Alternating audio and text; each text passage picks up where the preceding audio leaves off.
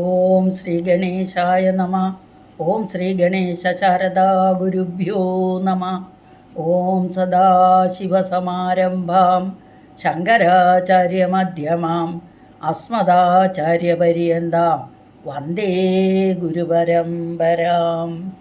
ഓം പീതാംബരങ്കരവിരാജിത ശംഖചക്രകൗമോദഗീ സരസിജം കരുണാസമുദ്രം രാധാസഹായമതിസുന്ദരമന്ദഹാസം വാതാലയേശമനിശം ഹൃദി ഭാവയാമി.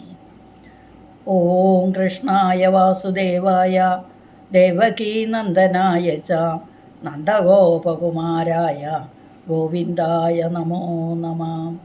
ഓം നമോ ഭഗവതേ വാസുദേവായ. ഓം ശ്രീകൃഷ്ണായ പരബ്രഹ്മണേ നമഃ. ഹരി ഓം. ശ്രീ വിഷ്ണു സഹസ്രനാമ സ്തോത്ര പഠന പരമ്പരയിലേക്ക് എല്ലാവർക്കും സുസ്വാഗതം, സുദിനം നേരുന്നു. കഴിഞ്ഞ ക്ലാസ്സിൽ 93-ാമത്തെ ശ്ലോകമാണ് പഠിച്ചത്. 93-ാമത്തെ ശ്ലോകം പഠിച്ചു കഴിഞ്ഞപ്പം 876 നാമങ്ങൾ പഠിച്ചു. ഇന്ന് നമുക്ക് പഠിക്കേണ്ട 94-ാമത്തെ ശ്ലോകം. 94-ാമത്തെ ശ്ലോകത്തിൽ 10 നാമങ്ങളാണുള്ളത്. ആദ്യം ശ്ലോകം വായിക്കാം. വിഹായ സഗതിർജ്യോതിഃ സുരുചിർഹുതവിഭോः രവിർവിരോചനഃ സൂര്യഃ സവിതാരവിലോചനഃ. ഒരു പ്രാവശ്യം കൂടെ വായിക്കാം. വിഹായ സഗതിർജ്യോതിഃ സുരുചിർഹുതവിഭോः രവിർവിരോചനഃ സൂര്യഃ സവിതാരവിലോചനഃ. നാമങ്ങൾ: വിഹായസഗതി, ജ്യോതി, സുരുചി, ഹുതഭുക്ക്, വിഭു, രവി, വിരോചന, സൂര്യ, സവിത, രവിലോചന. ഒന്നുകൂടെ പറയാം. വിഹായസഗതി, ജ്യോതി, സുരുചി,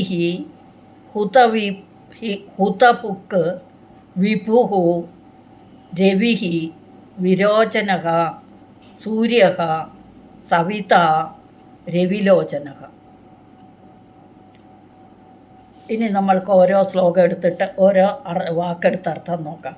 വിഹായ സഗതിർജ്യോതി സുരുചിർഹുതവിഭോः രവിർവിരോചന സൂര്യ സവിത രവിലോചന. വിഹായസഗതി. വിഹായസ് എന്ന് പറഞ്ഞാൽ ആകാശം, ഗതി എന്ന് പറഞ്ഞാൽ സഞ്ചാരം, ആകാശ സഞ്ചാരി എന്നർത്ഥം. അപ്പം ഒന്നാമത്തെ നാമം, ആദ്യത്തെ നാമം വിഹായസഗതി. വിഹായസ് എന്ന് പറഞ്ഞാൽ ആകാശം, ഗതി എന്ന് പറഞ്ഞാൽ സഞ്ചാരം, ആകാശ സഞ്ചാരി എന്നർത്ഥം.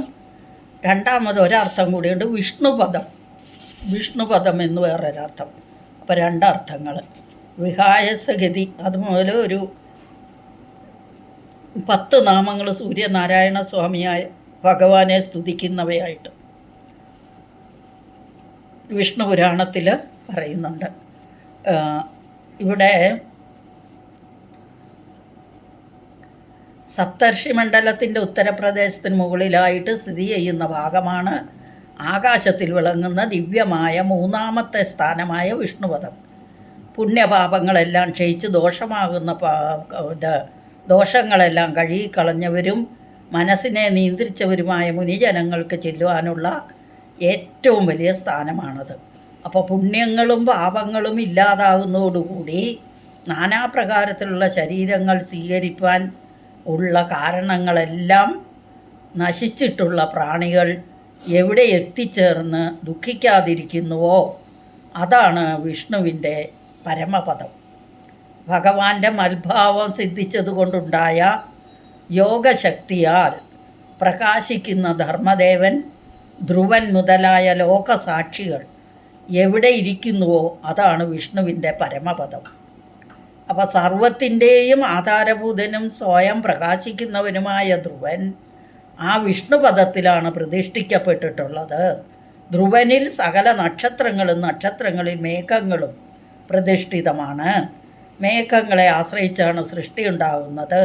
സമസ്ത സൃഷ്ടികളുടെ വളർച്ചയും ദേവാദികളായ സർവ്വ പ്രാണികളുടെ സംതൃപ്തിയും സൃഷ്ടിയെ ആശ്രയിച്ചിരിക്കുന്നു എന്ന് സാരം. അപ്പം ആകാശത്തിന് വിഷ്ണുപദം എന്നർത്ഥമുണ്ട്. അതുകൊണ്ട് ഭക്തന്മാരുടെ പരമമായ ആഗ്രഹം, അതായത് ഗതി, ആദിത്യ രൂപത്തിൽ ഭഗവാൻ ആകാശത്തിൽ സഞ്ചരിക്കുന്നതിനാലും വിഹായസഗതി എന്ന് ഭഗവാന് പേര്. അടുത്ത നാമം ജ്യോതിഹി. ജ്യോതി, സ്വയം പ്രകാശിക്കുന്നത്. ജ്യോതി ഭഗവാന്റെ പ്രകാശത്താനാലാണ് എല്ലാ ജ്യോതി സ്വരൂപങ്ങളും പ്രകാശിക്കുന്നത്, അഗ്നിയും എല്ലാം. അപ്പോൾ ഓജസ് തേജോദ്യുതിധര ഗഭസ്തിനേമിഹി ജ്യോതിർഗണേശ്വര, ഈ നാമങ്ങളെല്ലാം നമ്മൾ പഠിച്ചതാണ്. അതുപോലെ മഹാനാരായണ ഉപനിഷത്തിൽ നാരായണൻ പരമമായ ജ്യോതിസാകുന്നു, നാരായണൻ ആത്മാവാകുന്നു എന്നൊക്കെ അർത്ഥം വരുന്ന മന്ത്രമുണ്ട്. നാരായണ പരോ ജ്യോതിരാത്മാ എന്ന്. ഇനി ഇവിടെ ആ പുരുഷൻ തന്നെത്താൻ ജ്യോതിസായിത്തീരുന്നു എന്ന് ബൃഹദാരണ്യോപനിഷത്തിലുണ്ട്. അപ്പോൾ അത്രായം പുരുഷസ്വയം ജ്യോതിർഭവതി എന്ന്. ഭഗവാൻ ജ്യോതിസുകളുടെ എല്ലാം ജ്യോതിസാണെന്ന് ഭഗവത്ഗീതയിലും പറയുന്നുണ്ട്. ഭഗവത്ഗീത 13-ാം അധ്യായത്തിൽ 18-ാമത്തെ ശ്ലോകത്തിൽ ജ്യോതിഷാമഭി തജ്ജ്യോതി എന്ന്. അടുത്ത നാമം സുരുചി. സുരുചിഹി, ശോഭനമായ കാന്തി അല്ലെങ്കിൽ ദീപ്തി എന്നർത്ഥം. ശോഭനമായ ഇച്ഛയുള്ളത് എന്നും അർത്ഥം, രണ്ടർത്ഥമുണ്ട്. അപ്പോൾ ഭഗവാന്റെ തുല്യമായ കാന്തിയെപ്പറ്റി തൊട്ടു മുമ്പുള്ള നാമത്തിൽ പറഞ്ഞു. ഭഗവാന്റെ ആഗ്രഹങ്ങളും വളരെ ശോഭനമാണ്. അതുപോലെ തന്നെ പ്രപഞ്ച സൃഷ്ടിയും അതിൻ്റെ പരിപാലനവുമാണ് സങ്കല്പങ്ങൾ. ജീവാത്മാക്കളുടെ നന്മയ്ക്ക് വേണ്ടിയാണ് ഇങ്ങനെ ഓരോ കൽപ്പത്തിലും സൃഷ്ടി സ്ഥിതി സംഹാരം നടത്തുന്നത്. എല്ലാം സങ്കല്പമാത്രയിൽ അല്ലെങ്കിൽ സങ്കല്പമാത്രത്താൽ നടത്തുന്നതിന് കൊണ്ട് അതിനെ ക്രീഡ എന്ന് പറയുന്നു. പിന്നെ രുചി എന്ന ശബ്ദത്തിന് അഭിധാന കോശത്തിൽ രുചിർ ദീപ്തോച ശോഭയാം അദ്വിഷഗാനിയോ എന്ന് ഉണ്ട്. അത് നമ്മൾ നോക്കേണ്ട കാര്യമില്ല, കാരണം രുചി എന്ന ശബ്ദത്തിന് എന്താ പറയുന്നത് നമ്മൾ നോക്കണ്ടപ്പോൾ സുരുചി, ശോഭനമായ കാന്തി എന്നും ശോഭനമായ ഇച്ഛയുള്ളതെന്നും അർത്ഥം. അടുത്ത നാമം ഹുതഭുക്ക്. ഹുതഭുക്ക് എന്ന് പറഞ്ഞാൽ ഹവിസുകളെ ഭുജിക്കുന്നവൻ എന്നൊരർത്ഥം, ഹവിസുകളെ പരിപാലിക്കുന്നവൻ എന്ന് വേറൊരർത്ഥം. അപ്പം ഭുജപരിപാലനാദ്യ അവഹാരയോ എന്നുള്ളതിനാൽ ഹുതഭുക്ക് എന്ന വാക്കിനർത്ഥം വരുന്നു. ഏത് ദേവനെ ഉദ്ദേശിച്ച് യാഗം ചെയ്താലും അതും വിഷ്ണുവിന് തന്നെയാകുന്നു, ചെന്ന് ചേരുന്നത് മഹാവിഷ്ണുവിലാകുന്നു. അഹം അഗ്നിരഹം ഹുതം എന്ന് ഭഗവത്ഗീതയിൽ 9-ാം അധ്യായത്തിൽ 16-ാമത്തെ ശ്ലോകത്തിൽ പറയുന്നത്, ഞാൻ തന്നെ അഗ്നിയും ഹുതവുമാകുന്നു എന്ന്. ഇനി ഭഗവത്ഗീത 9-ാമത്തെ അധ്യായത്തിൽ 24-ാമത്തെ ശ്ലോകത്തിൽ അഹം ഹി സർവയജ്ഞാനാം ഭോക്താച പ്രഭുരേവച, ഭോക്താവും പ്രഭുവും എല്ലാം ഞാൻ തന്നെയാവുന്നു, എല്ലാ യജ്ഞങ്ങളുടെയും എന്ന് ഭഗവാൻ പറയുന്നുണ്ട്. ഞാൻ തന്നെയാണ് എല്ലാ യാഗങ്ങളുടെയും ഭോക്താവും പ്രഭുവും, യജ്ഞത്തെ പരിപാലിക്കുന്നതും വിഷ്ണു തന്നെ. ഹവിസ് രാക്ഷസന്മാർ മോഷ്ടിക്കാതിരിക്കാൻ വിഷ്ണു ഹുതത്തെ രക്ഷിക്കുന്നു. അതുകൊണ്ട് ഭഗവാൻ ഹുതഭുക്ക്. ഇനി അടുത്ത നാമം വിഭുഹു. വിഭു എന്ന് പറഞ്ഞാൽ വ്യാപിച്ചവൻ എന്നൊരർത്ഥം. 3 ലോകത്തിന് നാഥനായതുകൊണ്ട് ത്രിലോകനാഥൻ എന്നും അർത്ഥം. അർച്ചിഷ്മാനായി ലോകം മുഴുവൻ വ്യാപിക്കുന്നു. ആദിത്യൻ ലോകത്തെ സംരക്ഷിക്കുന്നു. 3 ലോകത്തിൻ്റെയും നാഥനായതുകൊണ്ടും വിഭു എന്ന് ഭഗവാന് പേര്. അടുത്ത നാമം രവി. രവി എന്ന് പറഞ്ഞാൽ സഞ്ചരിക്കുന്നവൻ എന്നർത്ഥം. വി എന്നതിന് ഗതി എന്നർത്ഥമുണ്ട്. അപ്പം രാവി, ആകാശത്തിൽ സഞ്ചരിക്കുന്നവൻ രവി. ജ്യോതിസുകളിൽ ഞാൻ രശ്മികൾ പരത്തുന്ന രവിയാകുന്നു എന്ന് ഗീതയിലുണ്ട്.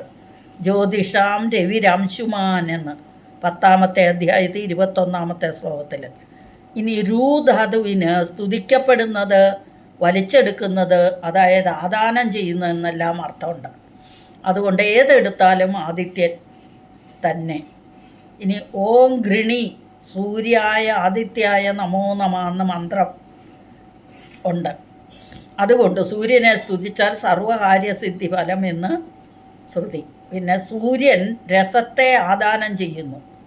വെള്ളം ബാഷ്പീകരിച്ച് വലിച്ചെടുത്ത് നമുക്ക് വർഷം തരുന്നതും സൂര്യനാണ്. വിഷ്ണു ധർമ്മോത്തരത്തിൽ രസങ്ങളെ ഗ്രഹിക്കുന്നുകൊണ്ട് രവി എന്ന് പറയുന്നു. രസാനാഞ്ച തഥാദാനാത് രവിരിത്യ അഭിധീയതേ എന്ന് വിഷ്ണു പുരാണത്തിൽ. ഇനി വിരോചനക എന്നുള്ള നാമം. വിരോചന എന്ന് പറഞ്ഞാൽ നാനാപ്രകാരത്തിൽ വിളങ്ങുന്നവൻ, പലതായി പ്രകാശിക്കുന്നവൻ. അതായത് ഭഗവാൻ സൂര്യനായി, ചന്ദ്രനായി, അഗ്നിയായി, നക്ഷത്രങ്ങളായി പല രൂപത്തിൽ വിളങ്ങുന്നു. മാത്രമല്ല ഭക്തന്മാർ ഏത് രൂപത്തിൽ ധ്യാനിക്കുന്നുവോ ആ രൂപത്തിൽ അവർക്ക് ദർശനം കൊടുക്കുന്നു. ദ്വാദശാദിത്യന്മാരും ഭഗവാൻ തന്നെയാണ്. ഏതെല്ലാം നിറത്തിൽ നാം ആദിത്യനെ കാണുന്നു അവയെല്ലാം ഭഗവാന്റെ വിഭൂതികൾ മാത്രം. അടുത്ത നാമം സൂര്യഹ, സവിക്കുന്നവൻ. സവിക്കുക എന്നാൽ പുറത്തേക്ക് വിടുക, പ്രേരിപ്പിക്കുക എന്നൊക്കെ അർത്ഥം. അപ്പം ജഗത്തിനെ പുറത്തേക്ക് വിടുന്നു സൂര്യൻ. സൂര്യനെ ഗ്രഹങ്ങളെല്ലാം പ്രദക്ഷിണം വയ്ക്കുന്നുണ്ട്. ജീവജാലങ്ങളെയെല്ലാം അതിൻ്റെ ജോലികൾ ചെയ്യുവാൻ സൂര്യഭഗവാൻ പ്രേരിപ്പിക്കുന്നു. മഴ, ചൂട്, തണുപ്പ്, ഓജസ് എന്നിവ നൽകുന്നതും സൂര്യനാണ്. മിത്രോ ജനാൻ യാതയതി, ശോഭ ജനിപ്പിക്കുന്നതിനാൽ സൂര്യനെന്നും വ്യാഖ്യാനമുണ്ട്. അപ്പോൾ ഭഗവാൻ സൂര്യക. അടുത്ത നാമം സവിത, പ്രസവിക്കുന്നവൻ. വിശ്വത്തെ കാര്യരൂപമായി പുറത്തുവിടുന്നത് കൊണ്ട് സവിത എന്ന് ഭഗവാന് പേര്. ജഗത്ത് മുഴുവൻ പ്രസവിച്ചവൻ. വിഷ്ണുധർമ്മോത്തരത്തിൽ രസാനാംച തഥാദാനാദ്രവിരിത്യ അഭിധീയത്തെ പ്രജാനാം തു പ്രസവനാൽ സവിതേതി നിദഗ്ധ്യതേ എന്ന്. അതായത് രസത്തെ വലിച്ചെടുക്കുന്നതിനാൽ രവി എന്നും പ്രജകളുടെ ഉൽപ്പത്തി നിർവഹിക്കുന്നതിനാൽ സവിതാവെന്നും പറയാം. അപ്പം പരമാത്മാവിനെ സവിത എന്ന് പറയുന്നു. ഒരു മന്ത്രമുണ്ടല്ലോ, നമസ്സവിത്രേ ജഗദേകചക്ഷുഷേ ജഗൽ പ്രസൂതി സ്ഥിതിനാശഹേതവേ. ജഗത്തിൻ്റെ ഒരേ കണ്ണായതും ജഗത്തിൻ്റെ പ്രജനനത്തിനും സ്ഥിതിക്കും നാശത്തിനും കാരണമായതുമായ സവിതാവിനായിക്കൊണ്ട് നമസ്കാരം എന്ന്. ഇനി രവിലോചനക, സൂര്യൻ കണ്ണായിട്ടുള്ളവൻ. ഭഗവാന്റെ കണ്ണ് സൂര്യനാണ് എന്ന് പറയുന്നു. അപ്പോൾ യാതൊരുവൻ്റെ ശിരസ് അഗ്നിയും കണ്ണുകൾ സൂര്യചന്ദ്രന്മാരും ആകുന്നു എന്ന് മുണ്ടകോപനിഷത്തിലുണ്ട്. അഗ്നേർ മൂർത്ത ചക്ഷുഷി ചന്ദ്രസൂര്യ. അപ്പം എല്ലാം കൊണ്ടും ഭഗവാൻ രവിലോചനക. ഇനി ഓരോ നാമങ്ങൾ എടുത്ത് നോക്കിയിട്ട് അതിൻ്റെ ടോട്ടൽ ശ്ലോകത്തിൻ്റെ അർത്ഥവും നോക്കാം. വിഹായ സഗതിർജ്യോതി സുരുചിർഹുതവിഭൂഹോ രവിർവിരോചന സൂര്യ സവിതാ രവിലോചനക. വിഹായസഗതി എന്ന് പറഞ്ഞാൽ ആദിത്യ രൂപത്തിൽ ആകാശത്തിൽ സഞ്ചരിക്കുന്നവൻ. ജ്യോതിഹി, ഭഗവാനോട് താതാത്മ്യം പ്രാപിച്ച ധ്രുവൻ്റെ പദം, അതാണ് ജ്യോതിഹി. ജ്യോതിസുകൾക്കെല്ലാം ജ്യോതിസ് നൽകുന്നവൻ എന്നും അർത്ഥം. അടുത്ത നാമം സുരുചി, ശോഭനമായ കാന്തി അല്ലെങ്കിൽ ദീപ്തിയുള്ളവൻ. വേറൊരർത്ഥം ശോഭനമായ ഇച്ഛയുള്ളവൻ എന്ന്. അടുത്ത നാമം ഹുതഭുക്ക്, ഹവിസുകളെ ഭുജിക്കുന്നവൻ എന്നൊരർത്ഥം. ഹവിസുകളെ രക്ഷിക്കുന്നവനെന്നും വേറൊരർത്ഥം. അടുത്ത നാമം വിഭുഹു, വിഭു 3 ലോകങ്ങളിലും വ്യാപിച്ചവൻ എന്നൊരർത്ഥം. ലോകനാഥൻ എന്ന് വേറൊരർത്ഥം. അടുത്ത നാമം രവിഹി, ആകാശത്തിൽ സഞ്ചരിക്കുന്നവൻ.